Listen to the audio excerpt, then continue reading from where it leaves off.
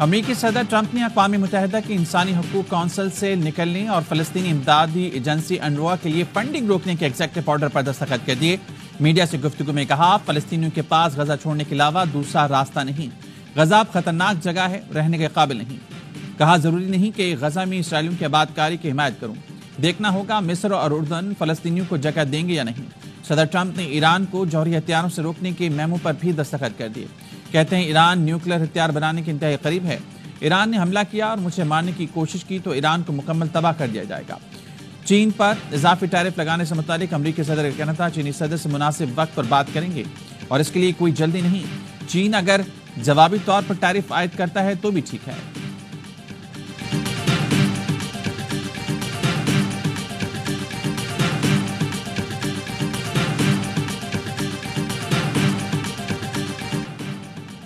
بھارتی ہر دھرمی اور ظلم و ستم کے خلاف جدوجہد کے نشان دو قالب یکجان، کشمیر اور پاکستان۔ آزادی کشمیر کے عزم کی تجدید کا دن پاکستان سمیت دنیا بھر میں یوم یکجہتی کشمیر آج منایا جا رہا ہے۔ مقبوضہ کشمیر میں بھارت کے 7 دہائیوں سے جاری مظالم کے باوجود کشمیریوں کی جدوجہد رکی ہے نہ تھمی ہے۔ شہیدوں کے لہو سے آزادی کا چراغ حریت کے الاؤ میں تبدیل ہو گیا۔ جموں کشمیر کے سلگتے چنار، ڈل جھیل کا خون آلودہ پانی، دنیا کو سنہرا بھارتی دہشت گردی کی کہانی۔ بھارتی فوج اب تک 2.5 لاکھ سے زائد کشمیریوں کو شہید کر چکی۔ 11,000 سے زائد خواتین سے اجتماعی زیادتی اور 7,000 سے زائد نوجوان ماورائے عدالت قتل کیے جا چکے۔ ہاتھوں کی زنجیر بنا کر کشمیریوں سے اظہار یکجہتی کیا جائے گا۔ دنیا بھر میں مظلوم کشمیریوں سے اظہار یکجہتی کے لیے جلد سے جلوس اور ریلیاں نکالی جائیں گی۔ وزیراعظم آزاد کشمیر چودھری انوار الحق نے پیغام میں کہا، 5 فروری پاکستان کشمیری عوام میں ہم آہنگی کی پہچان ہے۔ مظلوم کشمیری بھائیوں کی جدوجہد آزادی میں ان کے ساتھ کھڑے ہیں۔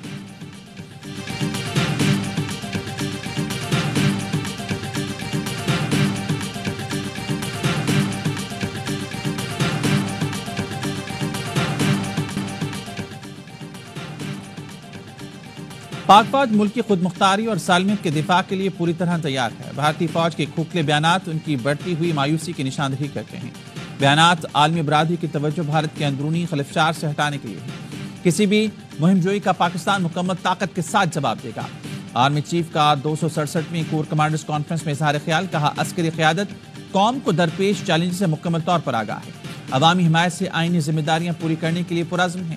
فورم کا یوم یکجہتی کشمیر کے موقع پر پرعزم کشمیریوں کے ساتھ اظہار یکجہتی۔ شرکا کانفرنس کا کشمیری عوام کے حق خود ارادیت کی جدوجہد میں پاکستان کی غیر متزلزل حمایت کا اعادہ۔ بھارتی فوجی قیادت کے اشتعال انگیز بیانات کا سخت نوٹس۔ ایل او سی اور ورکنگ باؤنڈری کے ساتھ موجودہ صورتحال پر تبادلہ خیال۔ فورم نے زور دیا کہ عبوری افغان حکومت فتنۃ الخوارج کی موجودگی سے انکار کے بجائے ٹھوس اور عملی اقدامات کرے۔ امن و استحکام کے لیے شہدائے افواج، اداروں اور شہریوں کی لازوال قربانیوں کو زبردست خراج عقیدت پیش کیا گیا۔ فورم نے اعادہ کیا، بلوچستان کے نوجوانوں کو گمراہ کرنے کی مذموم عزائم کو عوامی حمایت سے ناکام بنائیں گے۔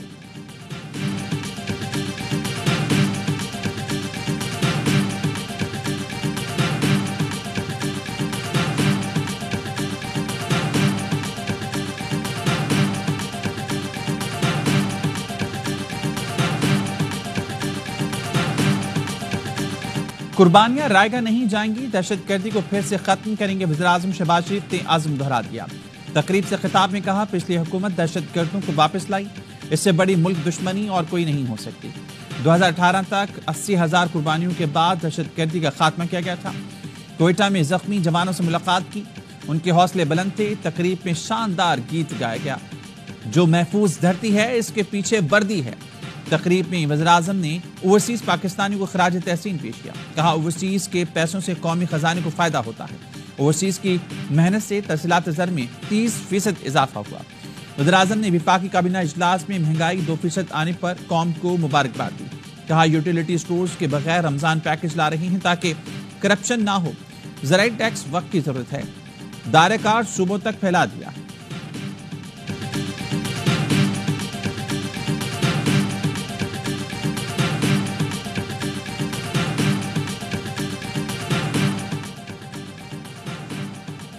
بانی پی ٹی آئی کی جانب سے کوئی خط ملا نہ اسٹیبلشمنٹ کو ایسے کسی خط میں کوئی دلچسپی ہے۔ سیکیورٹی ذرائع کا کہنا ہے، اگر پی ٹی آئی کو کسی معاملے پر بات کرنی ہے تو سیاستدانوں سے کرے۔ پی ٹی آئی نے خط کے نام پر ایک اور ڈرامہ کرنے کی کوشش کی۔ بانی پی ٹی آئی کی جانب سے گزشتہ روز آرمی چیف کو خط بھیجے جانے کا دعویٰ کیا گیا تھا۔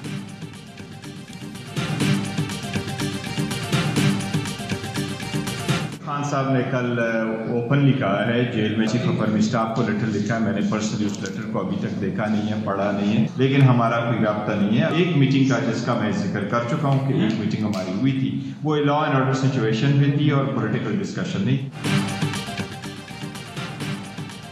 بانی نے گزشتہ روز خط کے مندرجات خود صحافیوں کو بتائے۔ انہوں نے کہا پاک فوج کے ملک کے لیے بڑی قربانیاں ہیں۔ Chairman P T I barrister Gohar کہتے ہیں آرمی چیف سے ملاقات میں سیکیورٹی امور پر گفتگو ہوئی تھی، اس میں کوئی سیاسی بات نہیں ہوئی۔ پی ٹی آئی پرامن احتجاج کا سلسلہ جاری رکھے گی۔ شبلی افراز کہتے ہیں دہشت گردی سمیت دیگر منفی سرگرمیاں بڑھنے سے بانی پی ٹی آئی پریشان ہیں، انہیں ملک کی فکر ہے۔ بحیثیت قومی لیڈر خط لکھا، سیاسی عدم استحکام سے ملک پیچھے جا رہا ہے۔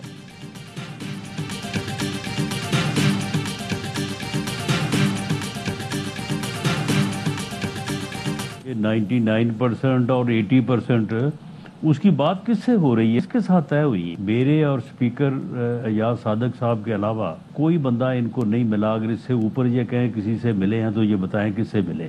Army is not in negotiation with P T آئی اور اپوزیشن۔ فوج پی ٹی آئی کے ساتھ بالکل بھی مذاکرات میں شامل نہیں۔ بانی پی ٹی آئی نے خط لکھا، اس سے ظاہر ہوتا ہے کہ کوئی بات چیت نہیں ہو رہی۔ علی امین گنڈاپور سے پوچھیں کہ 80% باتیں کس طرح سے طے ہوئی ہیں۔ وزیراعظم کے مشیر رانا ثناءاللہ کے پروگرام خبر میں گفتگو کہا گنڈاپور نے جب وابڈہ دفاتر پر حملہ کیا تب ان کا اور محسن نقوی کا رابطہ ہوا۔ وفاقی حکومت ایکشن کرنا چاہتی تھی۔ علی امین کی محسن نقوی اور اویس لغاری سے ملاقات کے بعد کارروائی نہ ہوئی۔ علی امین گنڈاپور شاید انہی رابطوں کو آج بیان کر رہی ہیں۔ علی امین گنڈاپور نام لے کر بتائیں کس سے بات ہوئی۔ محسن نقوی اگر تصدیق کریں تو پھر درست کہہ سکتے ہیں۔ یہ جو لوگ ہیں نا اصل میں جو بھی پارٹی کے سامنے آپ کو منسلک کر لیتا ہے، اس کے بعد وہ ایسے کوئی بیانات دیتا ہے یا ایسی کوئی حرکت کرتا ہے جس سے پارٹی کو نقصان ہوتا ہے، تو اصلی کا سانپ بھی ہوا نا۔ تو یہ تو ہر پارٹی میں ہوتے ہیں، ہماری وجہ تھوڑا زیادہ ہو گئے ہیں، یہ فرق ہے۔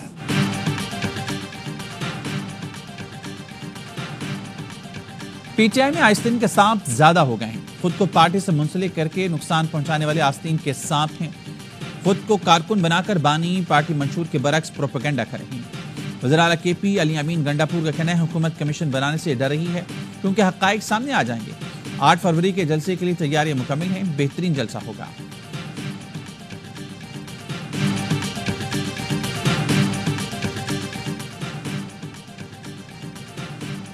جسٹس سرفراز ڈوگر کو اسلام آباد ہائی کورٹ کا سینئر پیونی جج بنانے پر 5 ججز نے سینیورٹی کا معاملہ پھر اٹھا دیا۔ ذرائع کے مطابق ریپریزنٹیشن چیف جسٹس پاکستان اور چیف جسٹس ہائی کورٹ کو بھجوا دی۔ Justice Mohsin Akhtar Kayani, justice Tariq Mahmood Jahangiri, justice Babar ستار، جسٹس اعجاز اسحاق اور جسٹس سمن رفت امتیاز معاملہ اٹھانے والوں میں شامل ہیں۔ ریپریزنٹیشن میں کہا گیا ہے جج جس ہائی کورٹ میں تعینات ہوتا ہے اسی کے لیے حلف لیتا ہے۔ آئین کے مطابق دوسرے ہائی کورٹ میں تبادلے پر جج کو نیا حلف لینا پڑتا ہے۔ ٹرانسفر جج کی سینیورٹی نئے حلف کے مطابق ہوگی۔ جسٹس گل حسن اورنگزیب، جسٹس ارباب طاہر کا الگ سے ریپریزنٹیشن فائل کرنے کا امکان ہے۔ اسلام آباد ہائی کورٹ کے justice Sarfraz Dogar, A T C اور احتساب عدالتوں کے انتظامی جج تعینات۔ جسٹس گل حسن اورنگزیب کی جگہ justice Azam Khan district courts waste کے انتظامی جج تعینات۔ جسٹس ارباب محمد طاہر ایف آئی اے کورٹس کے انتظامی جج تعینات۔ چیف جسٹس عامر فاروق کی منظوری کے بعد آفس آرڈر جاری۔ انتظامی تبدیلیاں اسلام آباد ہائی کورٹ میں 3 ججز کے تبادلے کے بعد کی گئی۔ اسلام آباد کی ٹریفک میں بہت زیادہ کشادگی آئے گی اور لوگوں کو بہت سہولت ملے گی، ان کا وقت بچے گا۔ میں بھرپور خراج تحسین پیش کرنا چاہتا ہوں محسن نقوی صاحب کو کہ انہوں نے یقیناً یہاں پہ اسلام آباد میں پنجاب سپیڈ کو محسن سپیڈ میں بدل دیا ہے۔ پنجاب سپیڈ محسن سپیڈ میں بدل گئی ہے۔ وزیر اعظم شہباز شریف کا وزیر داخلہ محسن نقوی کو خراج تحسین جناح اسکوائر منصوبے کے افتتاح پر خطاب میں کہا محسن نقوی اور ان کی ٹیم نے برق رفتاری، ذمہ داری اور فرض شناسی سے 72 روز میں منصوبہ مکمل کیا۔ محسن نقوی کی کاوشوں سے پچھلے ریکارڈز میں اضافہ ہو رہا ہے۔ منصوبے سے اسلام آباد کے ٹریفک میں کشادگی آئے گی اور لوگوں کو سہولت ملے گی۔ اسلام آباد کو خوبصورت بنا کر پاکستان کے لیے مثال بنا دیں۔ وزیر داخلہ محسن نقوی نے کہا F9 فلائی اوور بھی 10 سے 12 دن میں مکمل ہو جائے گا۔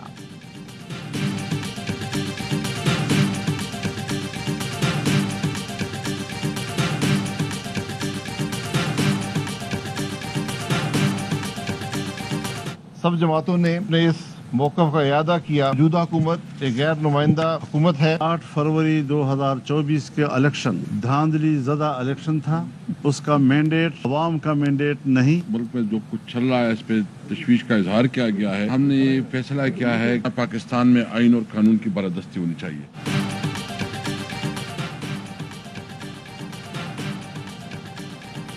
متحدہ اپوزیشن کا ملک میں فوری انتخابات کا مطالبہ. حکومت مستعفی ہو کر فوری الیکشن کا اعلان کرے. اسلام آباد میں گرینڈ اپوزیشن الائنس کے رہنماؤں کے اجلاس کے بعد میڈیا سے گفتگو. مولانا فضل الرحمان نے کہا الیکشن کمیشن آزاد و خود مختار ہے تو اس کو فوری مستعفی ہو جانا چاہیے. اسد قیصر کا کہنا تھا اجلاس میں ملک کی صورتحال پر تشویش کا اظہار کیا گیا. ملک میں آئینی حقوق کے لیے جدوجہد جاری رکھیں گے. شاہد کاکان عباسی کا کہنا تھا تمام جماعتوں نے اتفاق کیا نئے انتخاب ہی ملک کو مسائل سے نکال سکتے ہیں. اجلاس میں حکومت کے خلاف ممکنہ الائنس پر بھی گفتگو.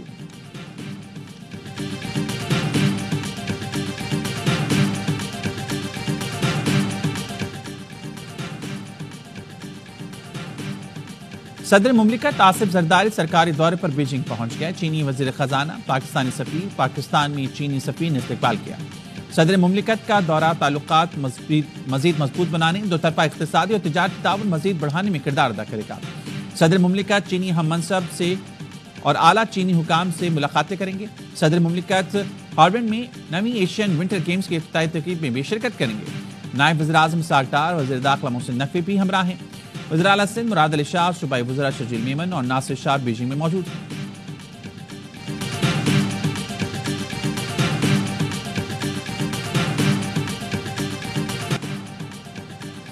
پیکا ایکٹ میں حالیہ ترمیم بنیادی انسانی حقوق اور آئین سے متصادم ہے. پیکا ایکٹ کی شقیں آزادی اظہار رائے کی بنیادی حق کے خلاف ہیں. پیکا ایکٹ سپریم کورٹ میں چیلنج. شہری نے آئینی درخواست دائر کری. پیکا ایکٹ کی شقوں کا فل کورٹ کے ذریعے جائزہ لینے کی استدعا.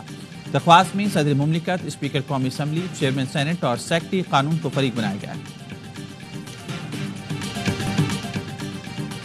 یوم یکجہتی کشمیر کا جوش و خروش عروج پر. مقبوضہ کشمیر کے مظلوم کشمیریوں سے یکجہتی کا اظہار کے لیے مظفر آباد میں مشعل بردار ریلی. شرکا کے آزادی کے حق میں اور بھارتی دہشت گردی کے خلاف نعرے. ریلی کی قیادت حریت رہنماؤں نے کی. شہداء کشمیر کو شاندار خراج عقیدت. چوک شہیدہ میں شمع روشن کی گئی. شہر کی بڑی تعداد شریک ہوئی.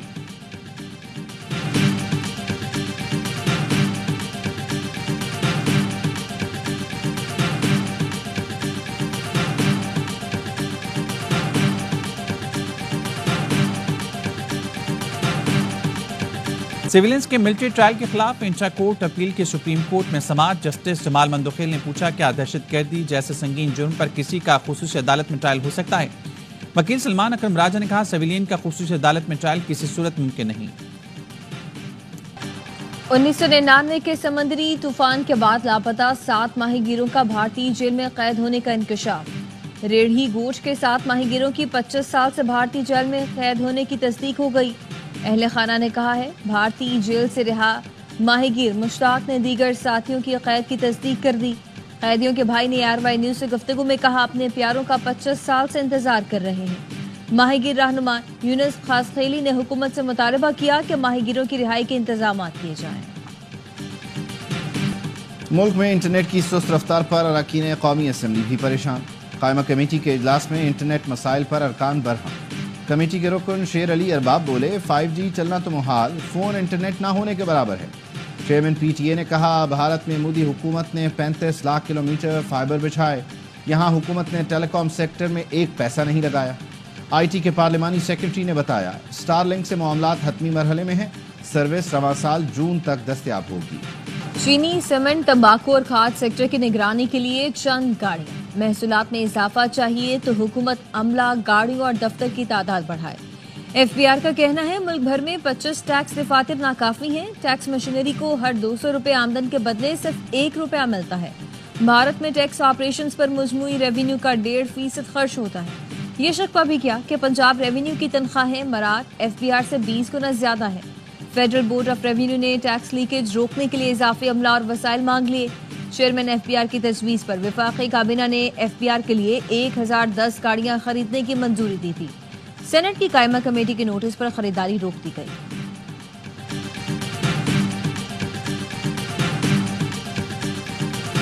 رمضان المبارک سے پہلے چینی کی بڑھتی قیمت سے بیوپاری بھی پریشان۔